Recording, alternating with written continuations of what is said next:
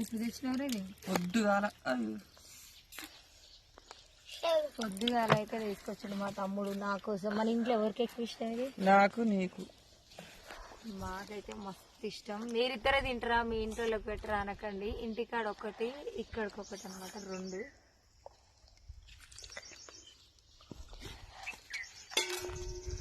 బాగున్నాయి.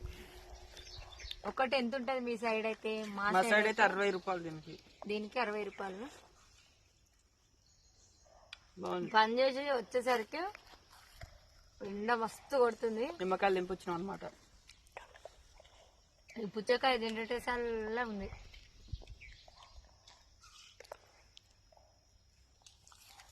మీరు ఎంతమందికి ఇష్టం కామెంట్